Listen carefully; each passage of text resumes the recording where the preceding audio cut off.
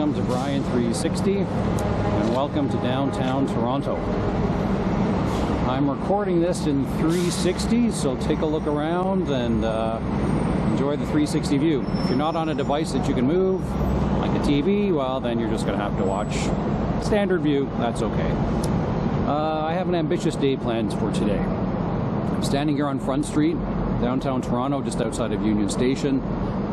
I'm going to be doing a lot of walking today. This is kind of an ambitious day, so this should be interesting.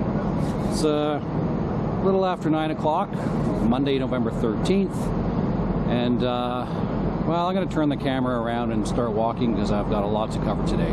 I'll keep chatting. See how today goes.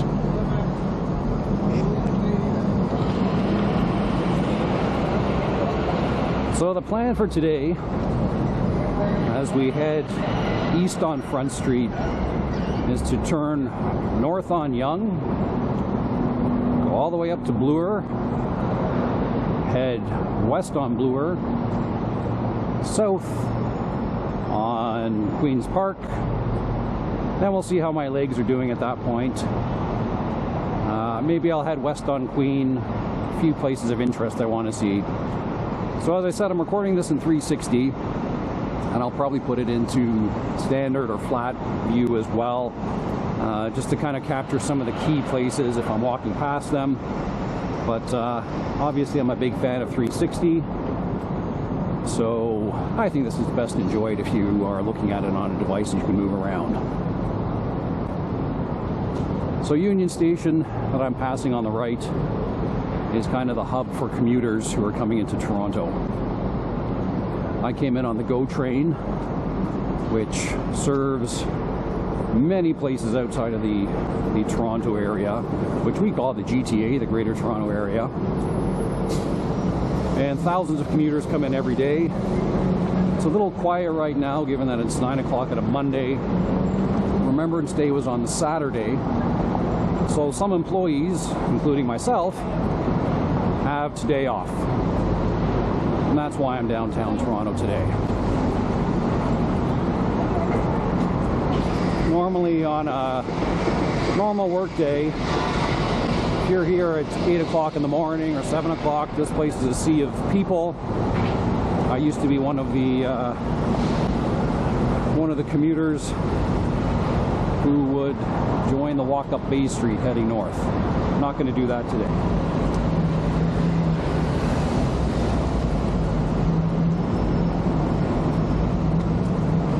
So I mentioned Union Station, and I took the GO train in.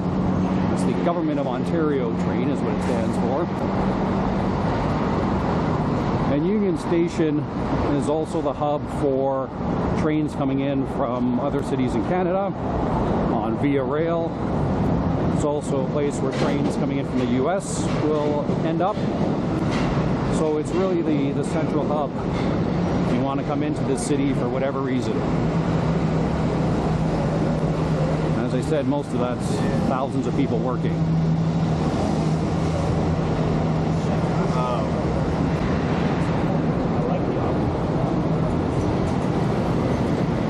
So I was not really born in Toronto.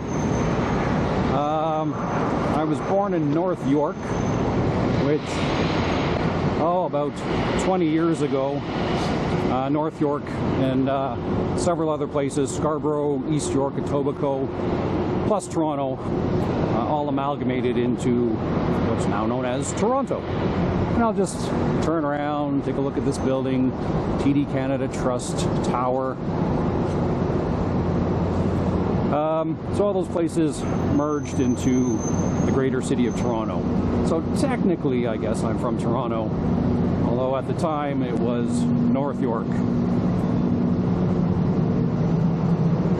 So here we're approaching Meridian Hall. Somebody's honking their approval.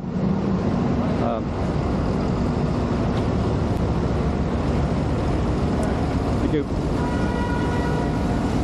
So Meridian Hall, place for concerts, theater events, pretty impressive place. I saw Jesse Cook there a couple years ago.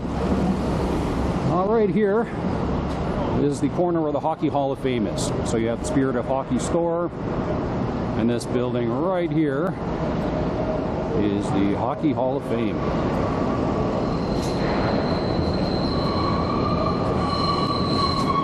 The Hockey Hall of Fame was founded in 1943 to establish a memorial to those who have developed Canada's great winter sport, ice hockey.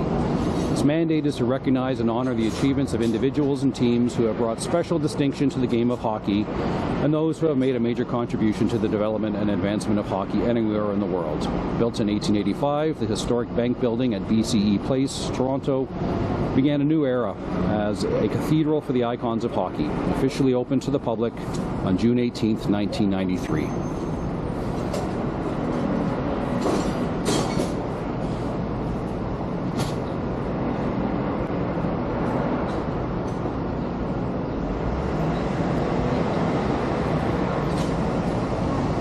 So I'm not going to visit the Hockey Hall of Fame today. Maybe I'll do that another time. This is an iconic moment in Canadian hockey history, the 1972 Canada-USSR hockey series, which Paul Henderson scores the winning goal and is commemorated here with the Royal Canadian Mint's 1997 silver dollar. And at the bottom there is a list of the players who were on that team.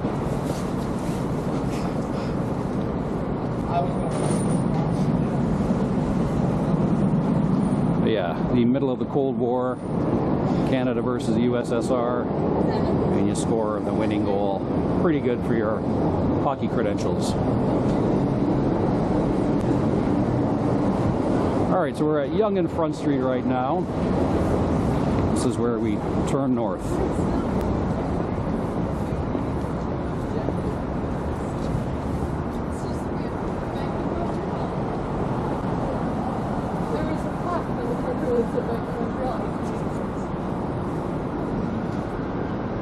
So Yonge Street is a massive street. It's incredibly long.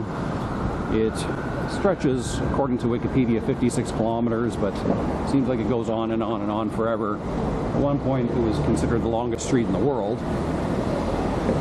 Wikipedia kind of deflated that, saying it was merged with another road. So maybe that's not true, but anyway, who cares? Yonge Street is, I think, the beating heart of downtown Toronto. If you might have watched my Niagara Falls Clifton Hill video, I described Clifton Hill as the beating heart of Niagara Falls, and to me this is Yonge Street is where all the action is, depending on what kind of action you're interested in.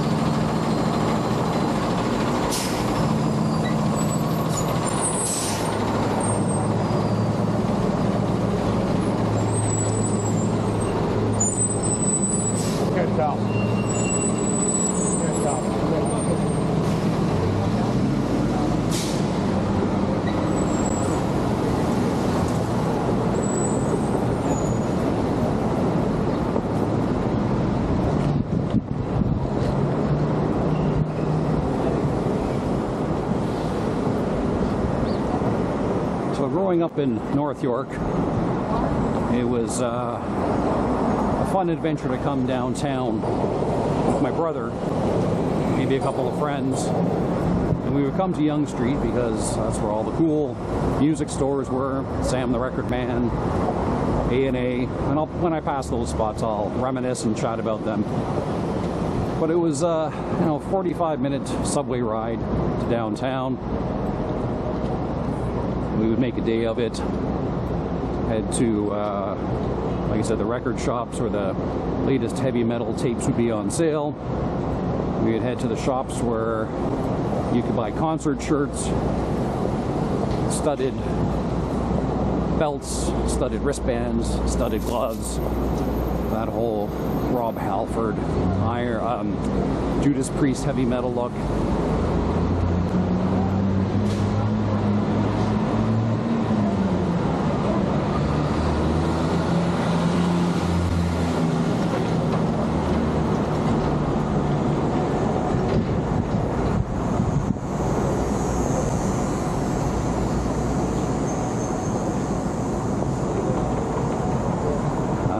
Like I'm going to get stopped at another light. I'm being very efficient here. There we are at Yonge and King.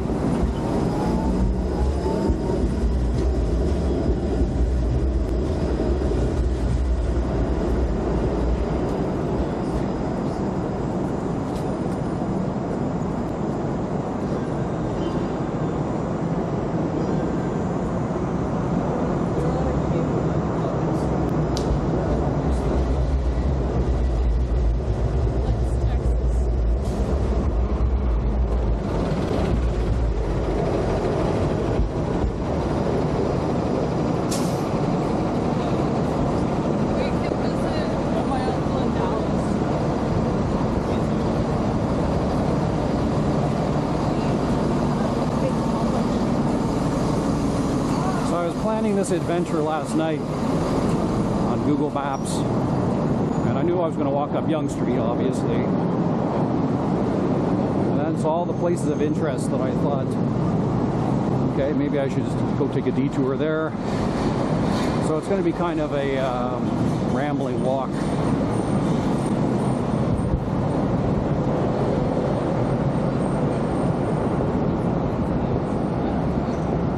Getting all ready for Christmas here.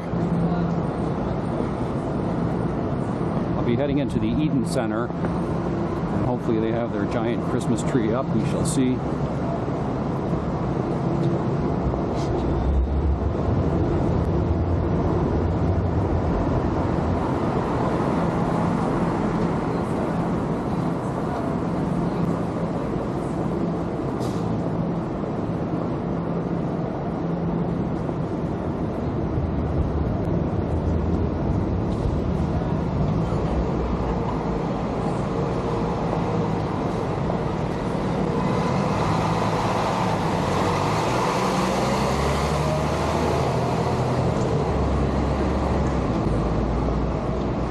The never-ending construction of downtown Toronto.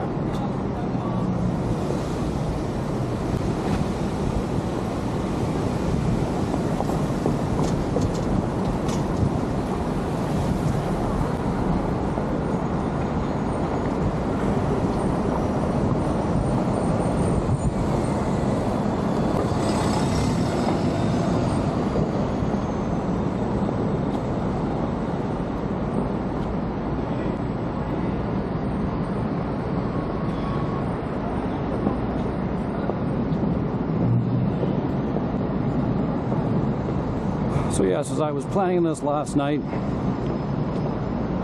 I wondered just how far I'm going to be walking today. I recorded a video a couple months ago at the Toronto Zoo, and my goal was to hit every pavilion, every animal display in one day, which I did. It took about 6.5 hours or so.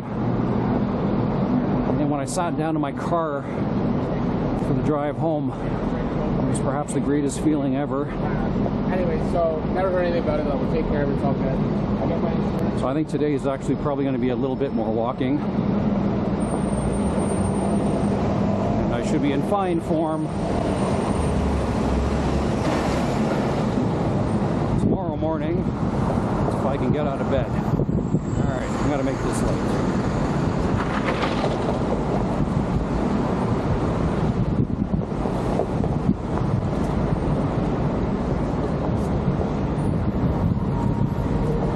that's the intersection of Yonge and Richmond. But no. Here we got more Christmas stuff happening.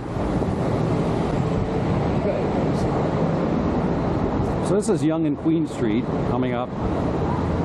Depending on whether my knees have exploded or not, I'll head down Queen Street kind of near the end of this day-long trip. Queen Street is a pretty cool street. Used to go down there with my brother as well. Steve's guitar shop, or Steve's music shop.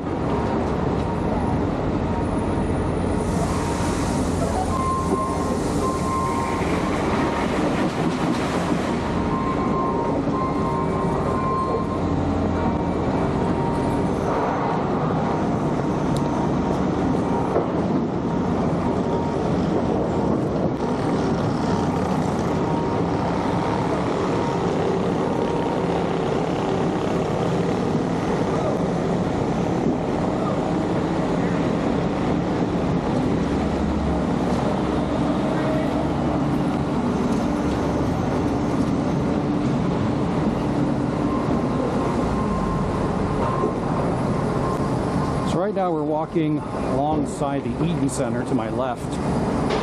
When we get to the end of it, I'm going to turn around and come back.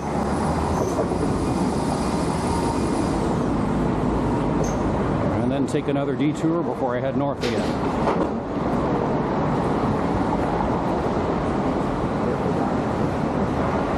So across the street's the Elgin and Winter Theatre. Probably one of the smaller theaters downtown. If I can achieve my ambitions for today, then I'll walk past the theater district for some of the larger theaters.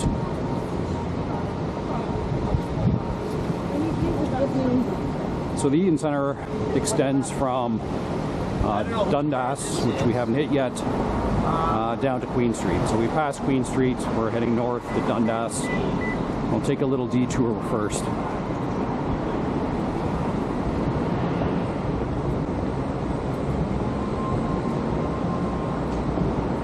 Of course, the Romans built a lot of things here in downtown Toronto, as you can see. One of the few remaining Roman buildings. Not really.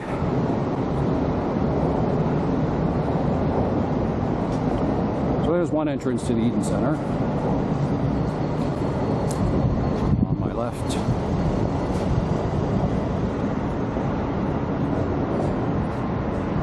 So we're going to turn right here on Shooter Street for a tiny detour, and then I'll double back and continue with the trip north.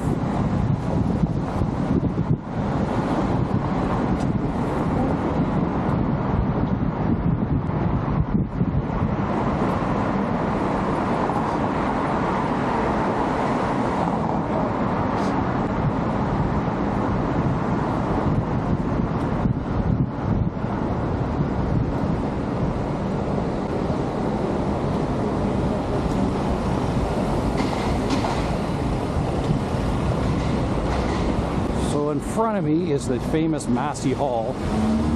It's a concert theater venue, probably most well known for, well, Canadian musicians anyway. Gordon Lightfoot performed here, I think it was 170 some times. He passed away not too long ago.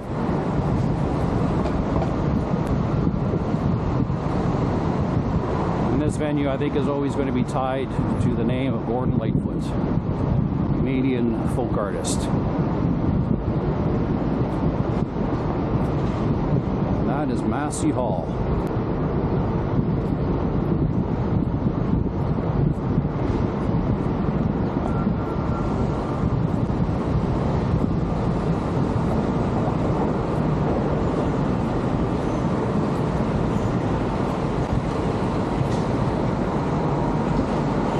We're going to head back to Yonge Street. Right there is Fran's Restaurant. I think they're probably still open 24 hours a day. I've been to a few of those, never been to that one, but great place to get chicken fingers at 2 in the morning, should you have that desire, and who doesn't?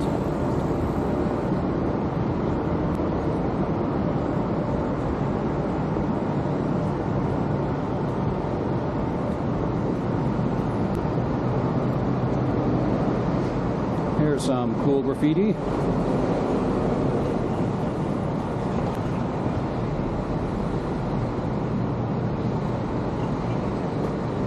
So if I have time today, I'm going to head to a place called Graffiti Alley. For those who, probably Canadians, who have watched the Rick Mercer report, or the Mercer report, that's a place that he would often visit while doing his rant segment. So should the legs be able to hold out today, and timing, light-wise, I hope to get there today.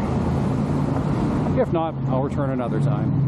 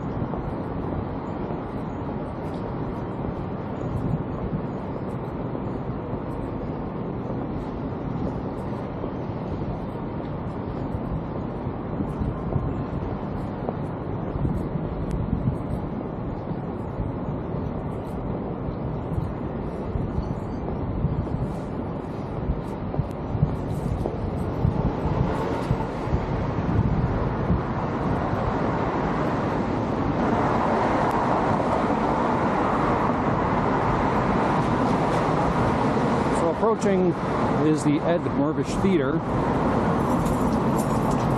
at another one of the smaller theaters on Yonge Street.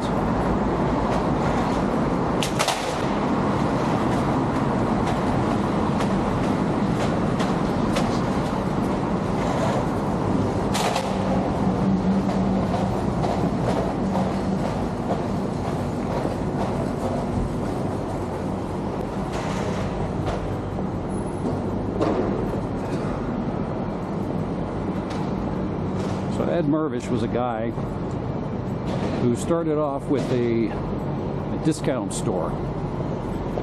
So many of us are familiar with things like, the dollar store, Dollarama. So Ed Mirvish started this store. I don't know if it was in the 50s or the 60s in Toronto. And he made a mint.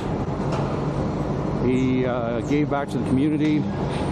He would have food giveaways, and then branched out into the theater world. And Mirvish Productions became an incredibly important and successful business. So should I get to the theater district, a lot of that area owes its success to Ed Mirvish. So here we are at Yonge-Dundas Square, a place where they have occasionally small concerts, sometimes protests, sometimes gatherings of just people to hang out. Other than that, I'm not really sure what else happens here.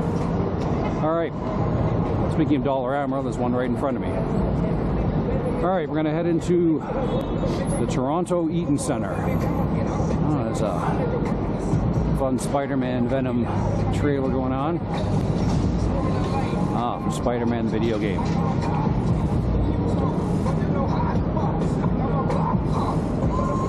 And I'm going to have to delete this sound because there's music playing and good old copyright problems. Oh, no, no, little bit. No, hold on, you sleep. Yeah, I'm so rich. I'm all in my feet.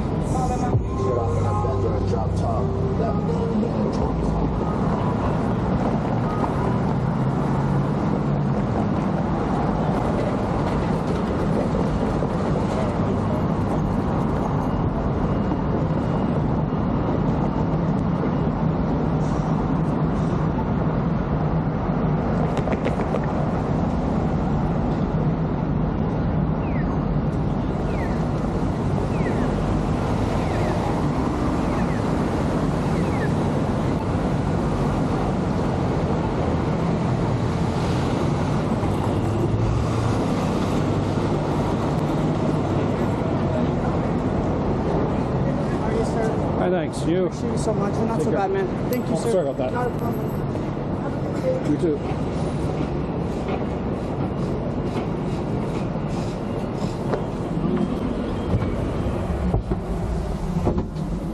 All right, we have entered the Eaton Centre. Massive deer. It's what time is it? 9:30. So most of the shops aren't open, but that's okay.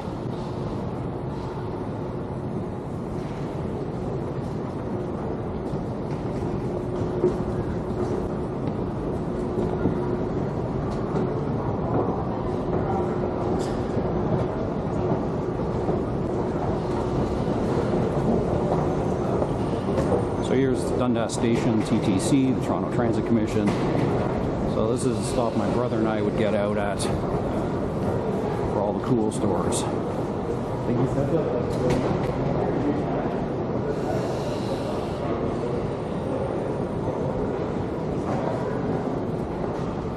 So we're now headed back south to Queen Street.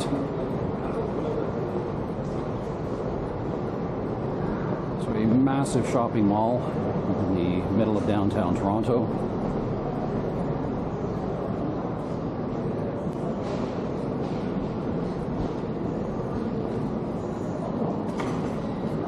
So the last time that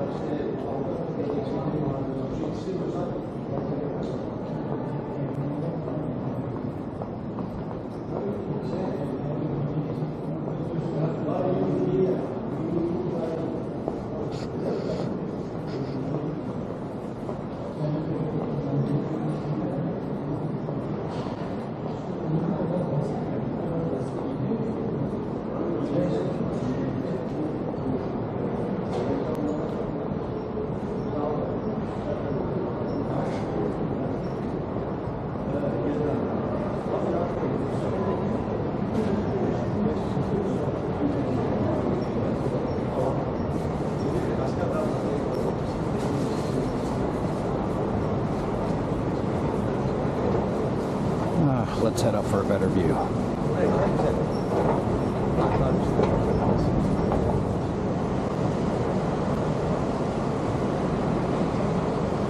Okay. The Insta360 camera stops at 29 minutes of recording, so we just had a 29-minute pause.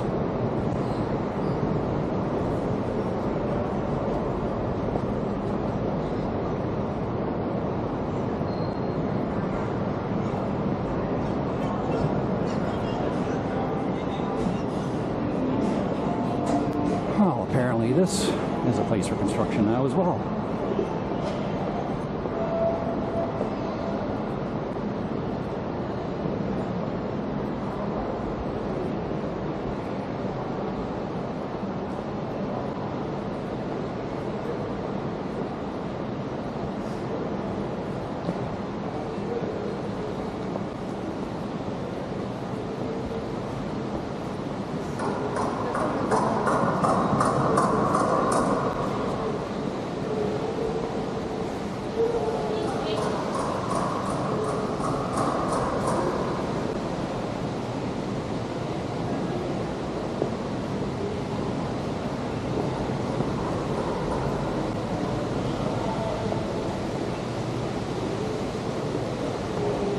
Well, I think I'm here a little bit early for the giant Christmas display.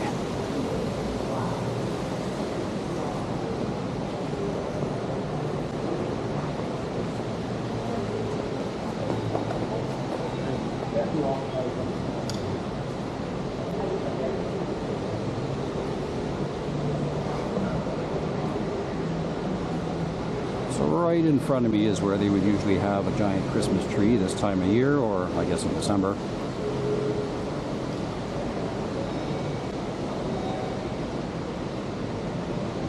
We shall carry on.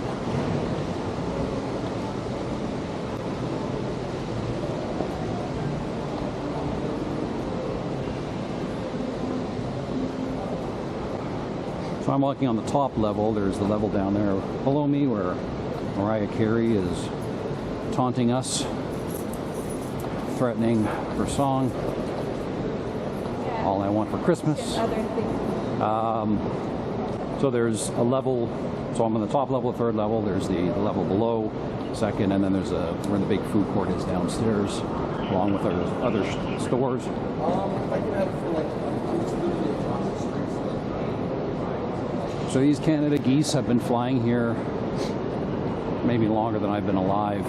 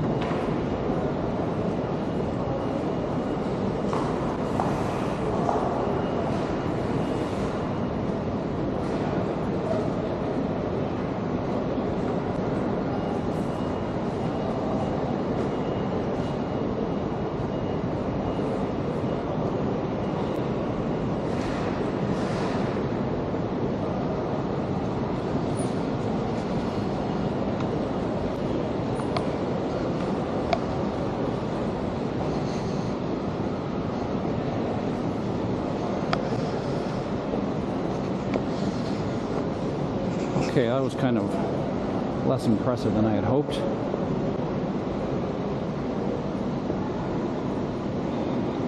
So we're gonna head downstairs, do a little circuit around here.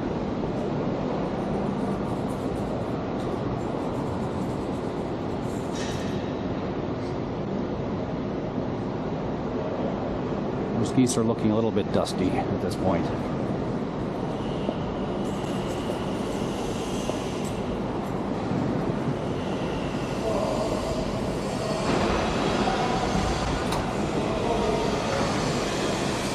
So at the very least, when it's minus 20 degrees Celsius outside, and you need to get from Dundas to Dundas to Queen, or vice versa, you can always just pop in here, warm up for a little bit. Nice walk. Now we're going to head outside street level, Queen Street.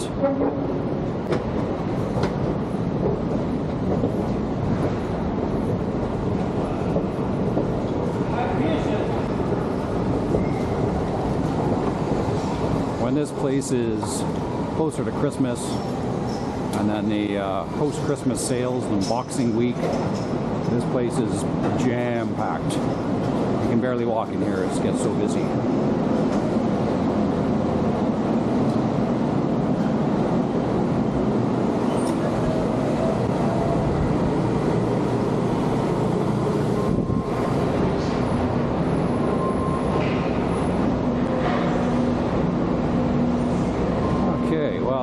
Sidewalks closed where I hope to walk.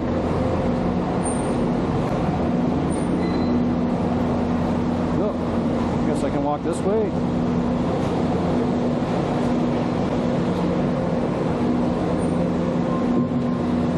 This is a great tour of Toronto at its finest. Hold on.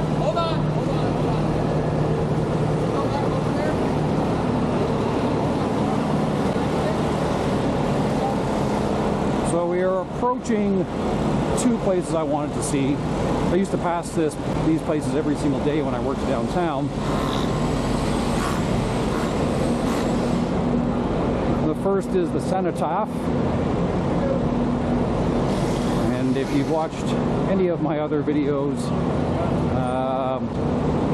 I can't seem to pass a Cenotaph without recording it.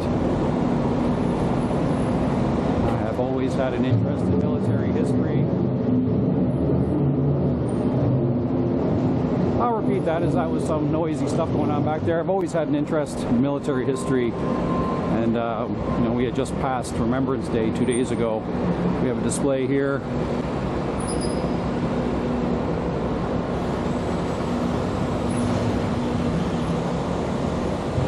All these important dates to remember.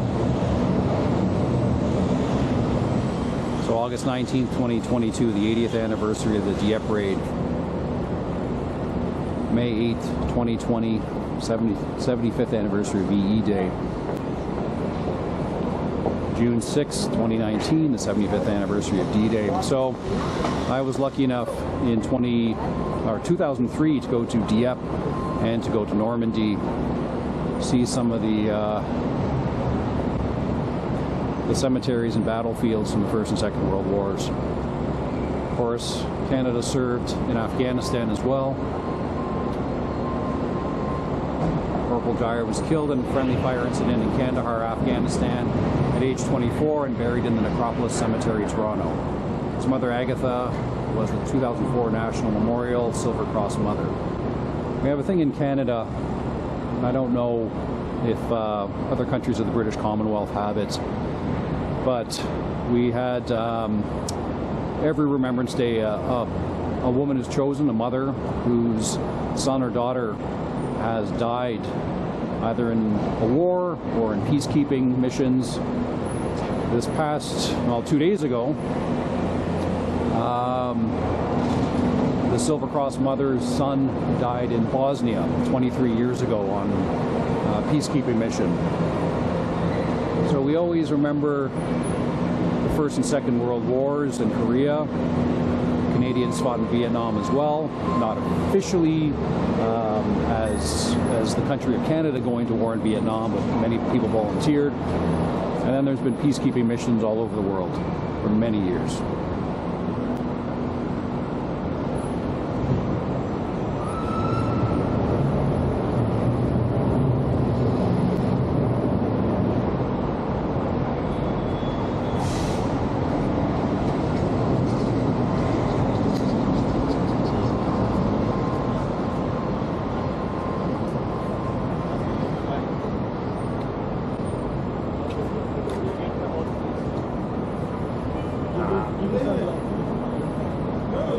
Here's the Korean War, 1950 to 53.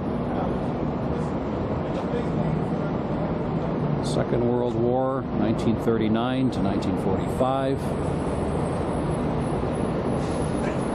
So this demonstration here says, on hearing the news, many Torontonians gathered at City Hall and formed joyful parades on Bay and Yonge Street celebrating the end of the war. So that would have been in 1945, exactly where I'm standing right now, and I'll show you City Hall in a second.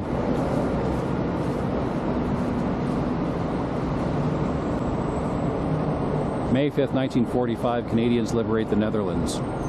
So as part of my trip in 2003, we went to the Netherlands and visited many cemeteries.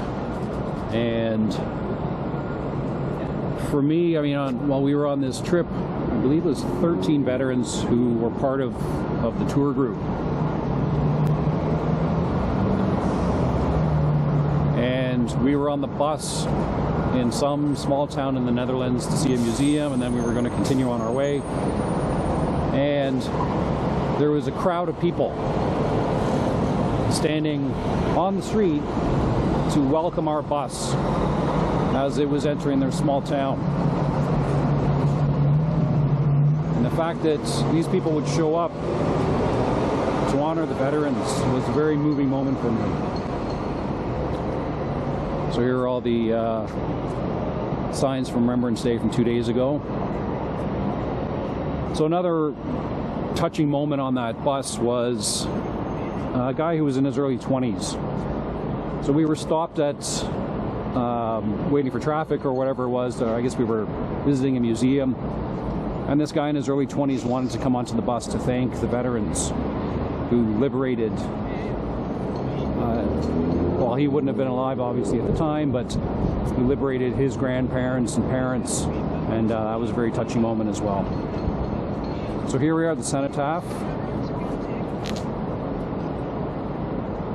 To our glorious dead, 1939 to 1945. Second World War, 1914 to 1918, the First World War, 1950 to 1953, Korea. And then at the bottom right it says peacekeeping.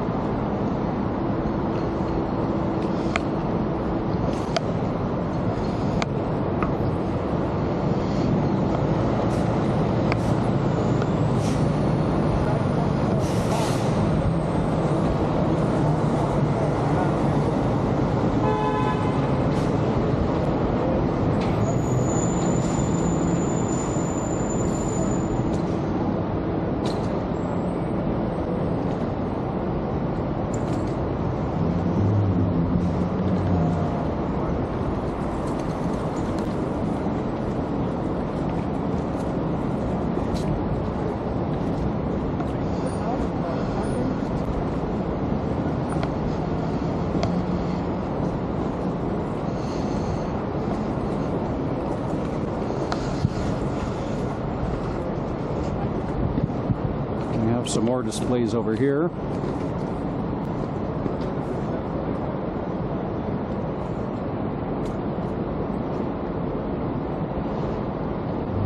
So these photos here. So November 11th, 1920, the City of Toronto marked its first ceremony of commemoration. A crowd of 10,000 Torontonians gathered at Old City Hall at 11 a.m. So that's right where I'm standing here. And you can see in the background in that picture is Old City Hall. And that's the building right behind the Cenotaph, Old City Hall. Pretty cool looking building. Let's get back to the display here.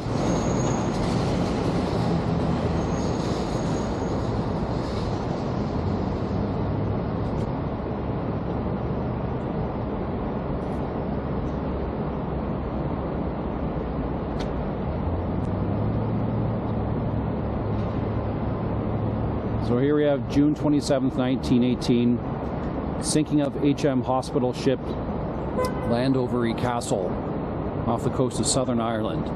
Just months away from the end of the war, Toronto-born nursing sisters Corolla Josephine Douglas and Mary Agnes Mackenzie lost their lives as a result of the sinking of the HMHS Landovery Castle, recognized as the deadliest Canadian naval disaster during the First World War.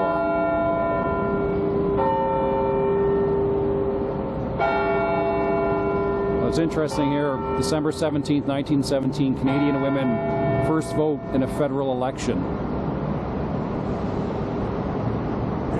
So women were already serving in the First World War, and they didn't even have the right to vote in a federal election at that point.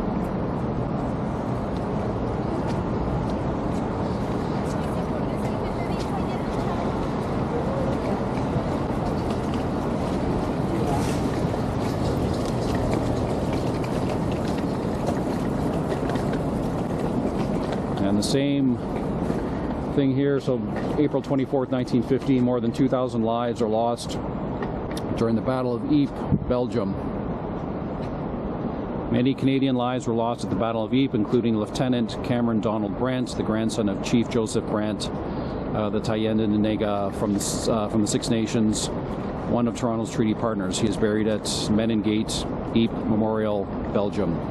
So Meningate was another place we visited on that trip I took in 2003, where they play the last post every single night, and the names of tens of thousands of individuals are inscribed on that memorial, people whose bodies were never found but were considered killed in action. So here, I mentioned the role women played in the war. Many First Nation soldiers also fought in the war, in the First World War, Second World War, and throughout the Canadian military. And those people wouldn't have had the right to vote as well.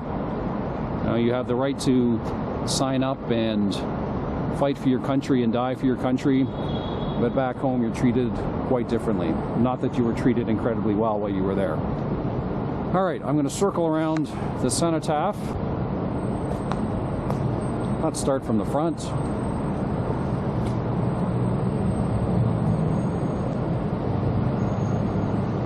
So people, you can see poppies placed on the grass here. So at the end of the Remembrance Day ceremonies, people are invited to place their poppies either on the cenotaph, on the grass in front, or on the wreaths that are laid.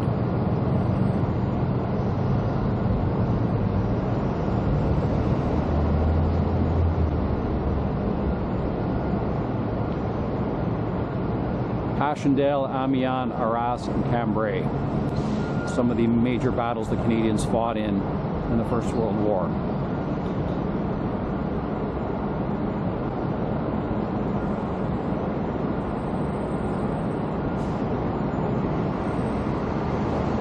Zeebrugge, that was a Second World War battle in the Netherlands. So down here at the bottom it says Afghanistan 2001 to 2014.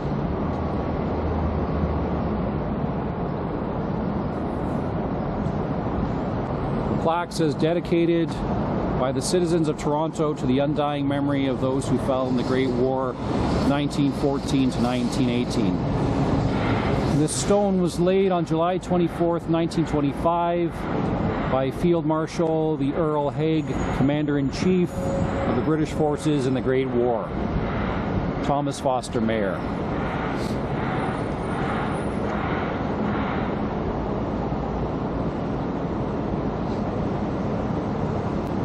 Ypres, Somme, Mount Sorel, and Vimy.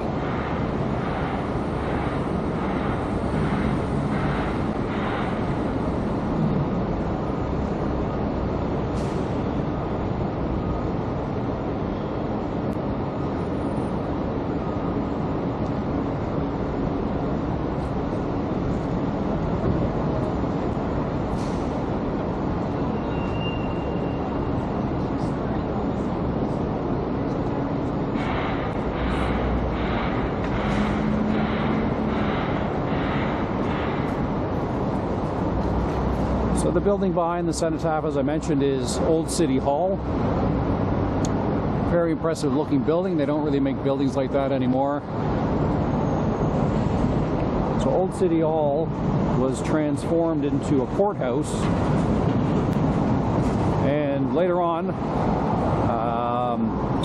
University Avenue, as I'm walking south, my legs haven't exploded.